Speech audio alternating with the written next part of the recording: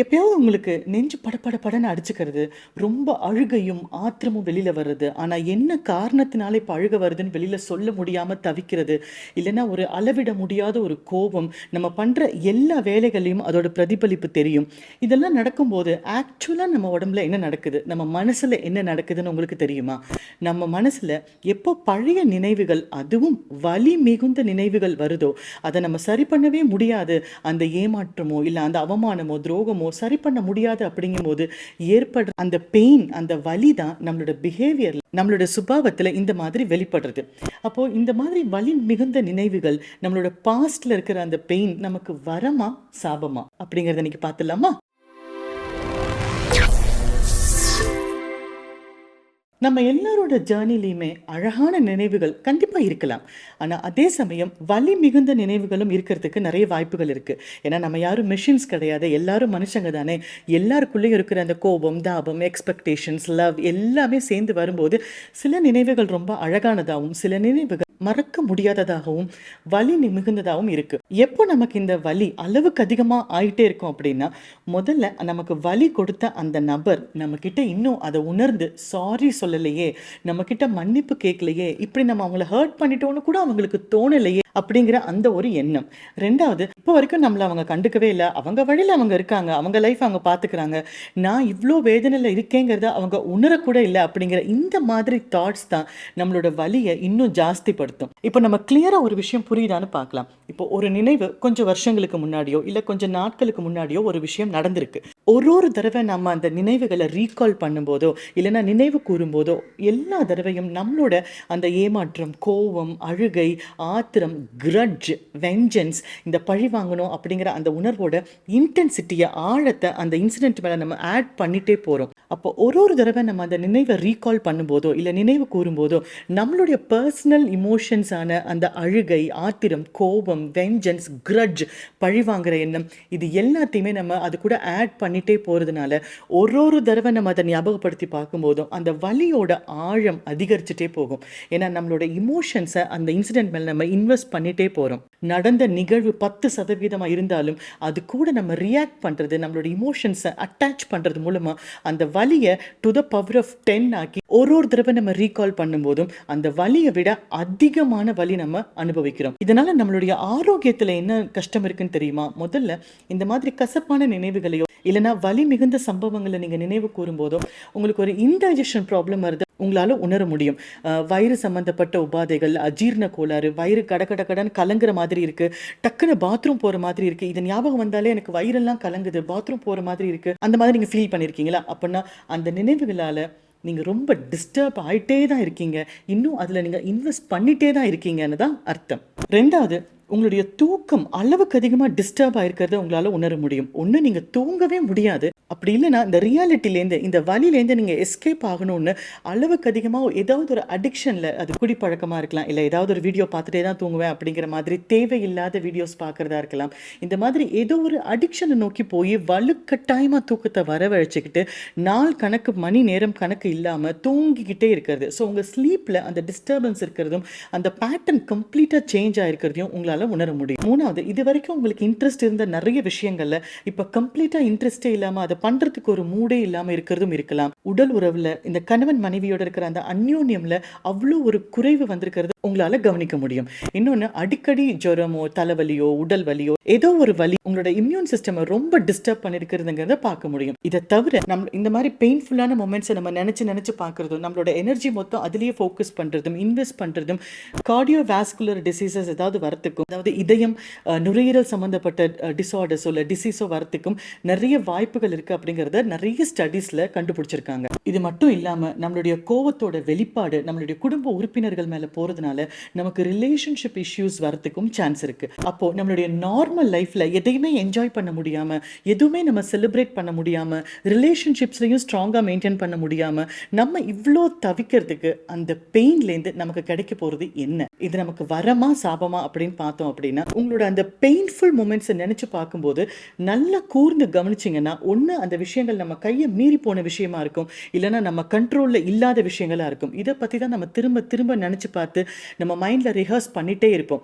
அப்போ ரிஹர்ஸ் பண்ணும்போது நம்ம எப்படி அதுக்கு அந்த பெயின்ஃபுல்லான மெமரிக்கு பலம் கூட்டுறோம் அப்படின்னா, யாராவது ஒருத்தவங்க நம்மளை அவங்க ஃபங்க்ஷனுக்கு இன்வைட் பண்ண மறந்துட்டாங்க அப்படின்னா, நம்ம பண்ணுற லேபிளிங் என்னென்னா, பார்த்தியா அவ்வளோதான், எல்லாருமே நம்மளை இக்னோர் பண்ணிடுவாங்க.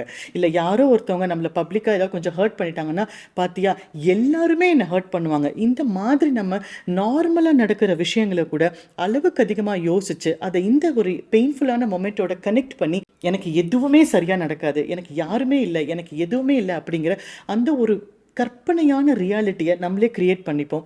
நீங்கள் கூர்ந்து கவனிச்சுட்டு அப்புறமா சொல்லுங்கள். இது நம்ம மனசுக்கும் இவ்வளோ வேதனை கொடுக்குது, நம்ம உடலுக்கும் இவ்வளோ வேதனை கொடுக்குது அப்படின்னா, நம்ம இந்த நினைவுகள்லேருந்து வெளியில் வரணுமா? அப்படி வெளியில் வரும்போது அப்போ நான் அனுபவித்த அந்த பெயினுக்கு மரியாதையே இல்லையா, ஒரு அங்கீகாரமே இல்லையா, நான் மறந்துட்டு அப்படி வர முடியுமா அப்படின்னு கேட்டிங்கன்னா, எப்போ நம்ம கண்ட்ரோலில் மீறின விஷயங்களை நம்ம இன்வால்வ் ஆகிருக்கோமோ அப்போ நமக்கு 2 சாய்ஸ் இருக்குது. ஒன்று, நம்ம ஸ்டக் ஆகி நம்ம அங்கேயே நிற்கலாம். இல்லை ரெண்டாவது, அங்கேருந்து வந்து அதில் உள்ள பாடங்கள், அதில் நம்ம என்ன உணர்ந்தோம், என்ன மெச்சூரிட்டி நமக்கு கிடைச்சது அப்படிங்கிறத பார்த்து அந்த பெயின்லேருந்து வெளியில் வந்து நம்ம அடுத்த ஆக்ஷன் எடுக்கிறது தான் இன்னொரு சாய்ஸ். இதில் எது உங்கள் சாய்ஸாக இருக்கும் சொல்லுங்கள். நம்ம புத்திசாலித்தனமாக யோசித்தோம் அப்படின்னா 2வது சாய்ஸ் தான் நமக்கு ரொம்ப உதவிகரமான விஷயம். அப்போ இந்த மாதிரி ஒரு வலி மிகுந்த நினைவுகள்லேருந்து நம்ம எப்படி வெளியில் வர முடியும் அப்படின்னா, அதுக்கான வழி முதல்ல அக்செப்டன்ஸ். இது நடந்தது என்னுடைய கண்ட்ரோலில் இல்லை, அப்படி என்னுடைய கண்ட்ரோலில் இருந்தும் அப்படி நடந்தது அப்படின்னா, நடந்தது தான். இதுலேருந்து நான் எப்படி வெளியில் வரணும், இதுலேருந்து நான் வெளியில் வரப்போகிறேன் அப்படிங்கிற அந்த அக்செப்டன்ஸ் தான் முதல் விஷயம். உணர்ந்து அதை அங்கீகாரம் பண்ணி, இல்லை என்னுடைய வலி உண்மையானது, ஆனால் நான் அந்த வலியிலேயே தேங்கி நின்றுட மாட்டேன், அங்கேருந்து நான் வந்து அடுத்த ஸ்டெப் எடுத்து நான் என்னுடைய வாழ்க்கையோட முன்னேற்றத்தை நோக்கியோ இல்லைனா என்னுடைய வாழ்க்கையோட நிம்மதியை நோக்கியோ நான் அடுத்த ஸ்டெப் வைக்க போகிறேன் அப்படிங்கிற அந்த ஒரு முடிவெடுக்கிறது தான், அதை நம்ம அக்செப்ட் பண்ணுறது தான் ஃபர்ஸ்ட் ஸ்டெப். 2வது, இது வந்து கொஞ்சம் கான்ட்ரவர்ஷியலாக இருக்கலாம், ஆனால் இது உங்களுக்கு உங்களுடைய ஆரோக்கியத்துக்கும் உங்களுடைய வாழ்க்கைக்கும் ரொம்ப ரொம்ப முக்கியமான விஷயம். இதில் 2 சைடு இருக்குது. ஒன்று, முதல்ல நீங்கள் உங்களை மன்னிச்சுக்கிறது. உங்களுடைய கண்ட்ரோலில் இருந்தும் நீங்கள் விவரம் தெரியாமல் அதை நடக்க விட்டுட்டீங்க, அந்த பெயினை நீங்களே அலோவ் பண்ணிட்டீங்க அப்படின்னா, முதல்ல நீங்கள் உங்களை மன்னிச்சுக்கிறது தான். Forgive your self. அதுதான் முதல் விஷயம். 2வது, forgiving others. உங்களுடைய மன்னிப்புக்கு அவங்க தகுதியானவங்களா இல்லையா அப்படிங்கிறதுலாம் இங்கே நமக்கு டிஸ்கஷனே கிடையாது. அவங்கள நீங்கள் மன்னிக்கிறது உங்களுக்கு நல்லதுன்னா, இந்த பெயின்ஃபுல் மெமரிஸ்லேருந்து உங்களால் அழகாக வெளியில் வர முடியும் அப்படின்னா, மனப்பூர்வமாக உங்களுக்கு துரோகம் பண்ணவங்களையோ இல்லை உங்களை வலுக்கட்டாமல் இன்சல்ட் பண்ணுறவங்களையோ மன்னிக்கிறதும் அவங்க கிட்டேருந்து மென்டலாக விலகி வர்றதும் ஒரு பெரிய ஸ்டெப்பாக இருக்கும் உங்களோட நிம்மதியை நோக்கி போகிறதுக்கு. 3வது, ரொம்ப அழகாக கிரேஸ்ஃபுல்லாக அந்த ஒரு பெயின்ஃபுல் மெமரியிலேருந்து நமக்கு என்ன லெசன் வேணுமோ, என்ன பாடம் வேணுமோ, என்ன நம்ம கற்றுக்கணுமோ அந்த பார்ட்டை மட்டும் நம்ம எடுத்துக்கிட்டு பாக்கி எல்லாத்தையும் நம்ம லைஃப்லேருந்து வேற ஒரு பெட்டிக்குள்ளே போட்டு அந்த நினைவுகள் எல்லாம் பூட்டி வைக்கிறது ரொம்ப ஹெல்ப்ஃபுல்லாக இருக்கும். இதுதான் நம்ம காக்னிட்டிவ் மெச்சூரிட்டி அப்படின்னு சொல்லுவோம். அடுத்தது, திரும்ப அவங்க இன்சல்ட் பண்ணிகிட்டே இருக்காங்க, ஆனால் அவங்கள நீங்கள் எதுவும் பண்ண முடியாது, அவங்க ப்ரெசன்ஸ்லேருந்து நீங்கள் விலகி வர முடியாது அப்படின்னா, அந்த இடத்துல தான் உங்களுக்கு இமோஷ்னல் மெச்சூரிட்டி கை கொடுக்கும். அந்த ஒரு இடத்துல அவங்க உங்களை திரும்ப இன்சல்ட் பண்ணுறாங்க, திரும்ப அந்த பெயின்ஃபுல்லான மெமரியை ஞாபகப்படுத்துகிறாங்க அப்படின்னா, அந்த நேரத்தில் நீங்கள் பண்ண வேண்டியது, இது உங்களோட ப்ராப்ளம் இல்லை, இது அவங்களோட பிரச்சனை, அவங்களுக்கு ஏதோ ஒரு நீடு இருக்குது, அவங்களுக்கு அந்த பவர் காட்டுறதா இருக்கலாம், இல்லை அவங்களுடைய இன்செக்யூரிட்டியை காட்டுறதா இருக்கலாம், இல்லை அவங்களுடைய திறமையை காட்டணும் அப்படிங்கிற ஒரு அந்த அங்கீகாரத்துக்கான ஏக்கமாக இருக்கலாம், அவங்க அட்டென்ஷன் சீக்கிங்காக இருக்கலாம், அதனால கூட அவங்க யாரோ ஒருத்தரை கிடைச்சா போதும் அப்படின்னு இன்சல்ட் பண்ணிகிட்டே இருக்கலாம். அப்படிங்கிற அந்த ஒரு இமோஷ்னல் கிளாரிட்டி உங்களுக்கு இருக்கும்போது பிரச்சனை உங்களுக்கு இல்லை அவங்களுக்கு நினைக்கும் போது அவங்க சொல்கிற எந்த வார்த்தையும் உங்களை பர்சனலாக ஹர்ட் பண்ணாது. நீங்கள் உங்கள் செல்ஃப் எஸ்டீம், உங்கள் சுய கௌரவத்தை அந்த இடத்துல எழுந்துட மாட்டீங்க. கான்ஃபிடென்ட்டாக உங்களால் அங்கே நின்று அவங்கள பார்த்து ஒரு ஸ்மைல் பண்ண முடியும். இந்த காக்னிட்டிவ் மெச்சூரிட்டியும் இமோஷ்னல் மெச்சூரிட்டியும் இந்த பெயின்ஃபுல்லான மெமரிஸ்லேருந்து வெளியில் வரதுக்கு ரொம்ப இம்பார்ட்டண்ட் அப்படிங்கிறத நம்ம உணரணும். ஸோ ஆப்வியஸாக உங்களுடைய மனோபாவமும் உங்களுடைய சுபாவமும் ஒரே நாளில் சேஞ்ச் ஆகாது. ஆனால் அதுக்காக நம்ம அப்படியே அங்கே ஸ்டக் ஆகி தேங்கி வலியிலையும் வேதனையிலையும் நிற்க வேண்டிய அவசியம் இல்லை. அதை கடந்து அது ஒரு அனுபவமாக அதுலேருந்து நம்ம பாடங்கள் எடுத்து அதை கடந்து நம்மளால் வர முடியும். உங்களுக்கு நேர்ந்திருக்கிற அந்த இன்சல்ட்டோ இல்லை வலியோ இல்லை துரோகமோ இல்லை உங்களுக்குள்ளே இருக்கிற அந்த கட்டுக்கடங்காத அந்த ஒரு ஆத்திரமும் அழுகையும் பழிவாங்கிற எண்ணமும் இருக்குது அப்படின்னா, அது அவங்கள இல்லை உங்களை தான் சீரழிச்சுக்குது, நீங்களே உங்களை சீரழிச்சுக்கிறீங்க அப்படிங்கிறத ஞாபகம் வச்சுக்கோங்க. அப்போ தான் உங்களால் அந்த படுகுழியிலேருந்து வெளியில் வர முடியும். நீங்களே உங்களை அந்த குழியில் தள்ளிக்காதீங்க. அங்கேருந்து மீண்டு வெளியில் வரதுக்கு கண்டிப்பாக உங்களால் முடிஞ்ச ப்ராக்டிசஸ் நீங்கள் பண்ணுங்கள். ஸோ நீங்கள் இதெல்லாம் ப்ராக்டிஸ் பண்ணும்போது 1-2 தடவை மீண்டும் நீங்கள் தடுக்கி விழலாம். ஆனால் அங்கேருந்து நீங்கள் உங்களை கலெக்ட் பண்ணி எந்திரிச்சு, இல்லை என்னுடைய நிம்மதியும் என்னுடைய ஆரோக்கியமும் நான் சார்ந்து இருக்கிற எனக்குன்னு இருக்கிற அந்த 1-2 ஜீவன்களோட சந்தோஷமும் என்னை சார்ந்தது, அதனாலயாவது நான் நல்லா வச்சுக்கணும், நான் என்ன பார்த்துக்கணும் அப்படிங்கிற அந்த செல்ஃப் கேரும் செல்ஃப் ரெஸ்பெக்டும் நீங்க உணர்ற அந்த தருணம், இனிமே என்னை யாரும் ஹர்ட் பண்ண முடியாது, இனிமே என்ன வேற யாரும் என்ன சோகமா ஆக்க முடியாது, சோகத்திலேயே இருக்க மாட்டேன் அப்படிங்கிற முடிவை நான் எடுத்துட்டேன் அப்படின்னு நீங்க 100% நீங்க முடிவு எடுக்கும்போது, அந்த தருணம் அதை நீங்க உணரும் போது, அந்த ஒரு லிபர்ட்டி, அந்த ஒரு சுதந்திரம் உங்களுக்கு கிடைக்கும் பாருங்க.